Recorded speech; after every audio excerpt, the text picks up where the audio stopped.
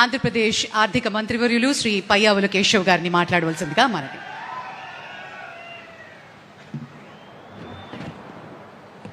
గౌరవ ముఖ్యమంత్రి వర్యులు శ్రీ నారా చంద్రబాబు నాయుడు గారికి, గౌరవ ముఖ్య అతిథిగా విచ్చేసినటువంటి కేంద్ర ఆర్థిక శాఖ మంత్రులు శ్రీమతి నిర్మలా సీతారామన్ గారికి, వేదికను అలంకరించినటువంటి పార్లమెంట్ సభ్యులకు, శాసన సభ్యులకు, బ్యాంకర్లకు, విచ్చేసినటువంటి పల్నాటి వీరులకు హృదయపూర్వక నమస్కారం తెలియజేసుకుంటున్నాను.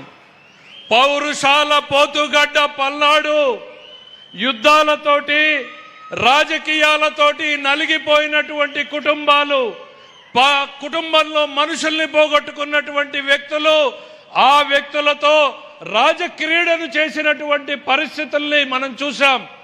తమ రాజకీయాల కోసం ఈ ప్రాంత వైషమ్యాలను పెంచి పోషించినటువంటి రాజకీయ పార్టీలు ఒకవైపు ఉంటే, మరోవైపు ఇవాళ కూటమిని చూస్తా ఉన్నాం.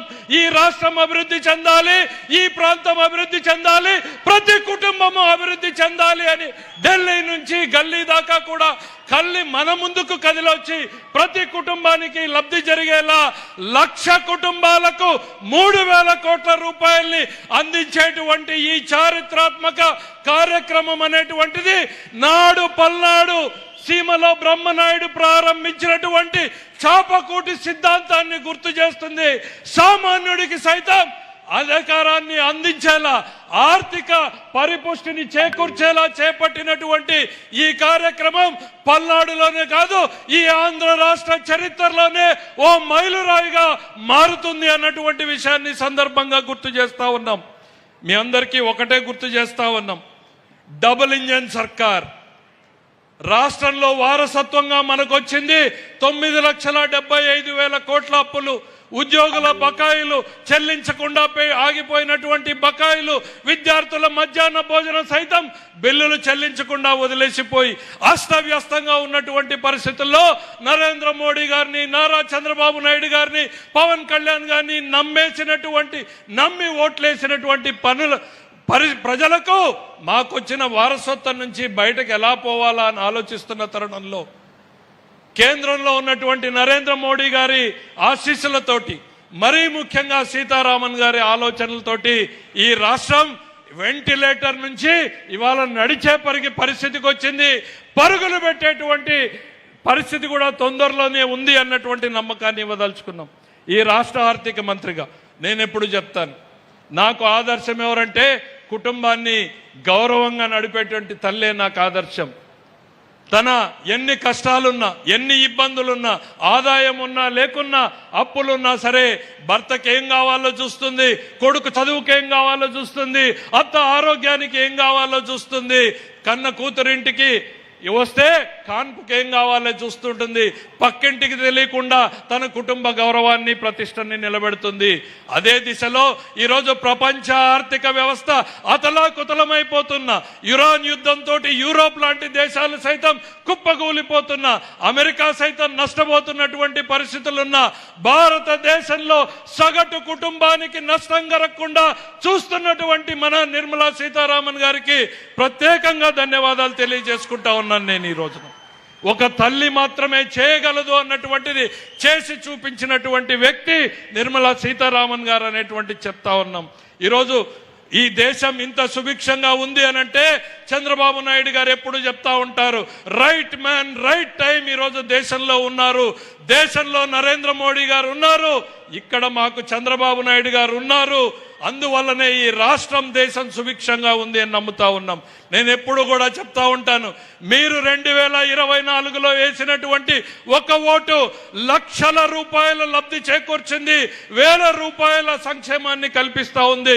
ఒక ఓటు అమరావతికి 15,000 కోట్లు, ఒక ఓటు పోలవరానికి 12,000 కోట్లు, ఒక ఓటు విశాఖ ఉక్కుకి 12,000 కోట్లు, ఒక ఓటు రైల్వేలకి 70,000 కోట్లు, ఒక ఓటు నేషనల్ హైవేలకి 70,000 కోట్లు, ఒక ఓటు విశాఖకి రైల్వే జోన్, ఒక ఓటు తల్లికి వందనంలో 15,000 రూపాయలు, ఒక ఓటు అన్నదాత సుఖీభవ, ఒక ఓటు ఉచిత బస్సు, ఒక ఓటు 1,00,000 కోట్ల బీపీసీఎల్ ప్రాజెక్ట్, ఒక ఓటు 1,00,000 కోట్ల గూగుల్, ఒక ఓటు 1,00,000 కోట్ల ఆర్సిలర్ మిట్టర్, 12,500 ఉద్యోగాలు, పోలీసు ఉద్యోగాలు, 20 లక్షల ఉద్యోగాలు తీసుకురావడమే లక్ష్యంగా పనిచేస్తోంది ఈ ఎన్డీఏ ప్రభుత్వం అనేటువంటిది గుర్తు చేస్తా ఉన్నా.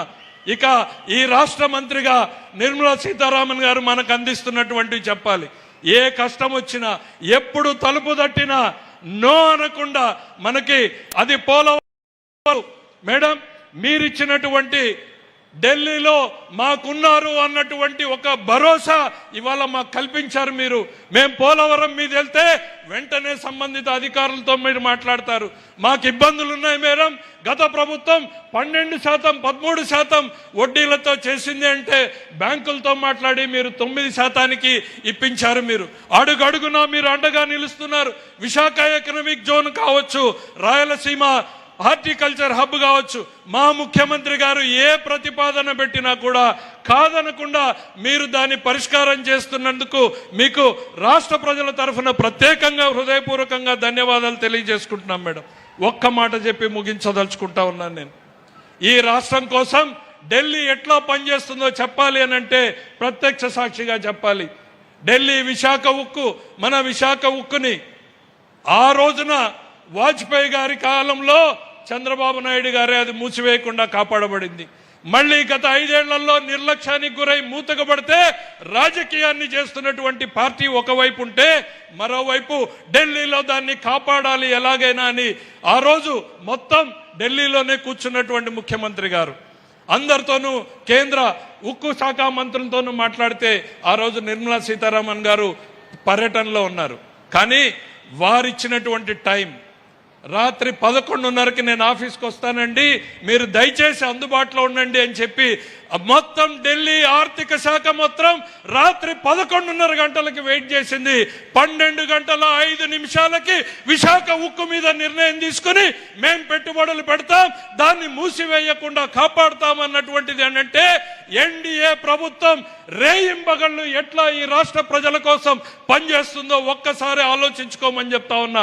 మీరేసేటువంటి ఒక్కొక్క ఓటు కూడా మన జీవితాల్ని మార్పు తీసుకురావాలని తపన పడేటువంటి నారా చంద్రబాబు నాయుడు గారి నాయకత్వం, ఇక్కడ ఢిల్లీలో నరేంద్ర మోడీ గారి నాయకత్వం, వారి బాటల్లో నడుస్తున్నటువంటి సీతారామన్ గారు, మనకి బాసటగా నిలుస్తున్నటువంటి వీరి నాయకత్వాన్ని బలపరచాల్సినటువంటి అవసరం ఉంది. నేను మళ్ళీ కూడా చెప్తా ఉన్నా, once again and again NDA in the state and the country అనేటువంటి నినాదాన్ని ఇస్తూ మీ అందరి వద్ద సెలవు తీసుకుంటాను. జై హింద్.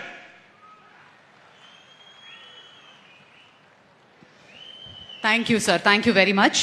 మరి ఈ అతిపెద్ద క్రెడిట్ అవుట్ రీచ్ కార్యక్రమాన్ని పురస్కరించుకుని ఫైనాన్షియల్ ఇంక్లూజన్ మరియు పిఎం సూర్యఘర్ యోజన మీద ఒక ప్రత్యేకమైనటువంటి ఆడియో విజువల్ని ఇప్పుడు వీక్షిద్దాం.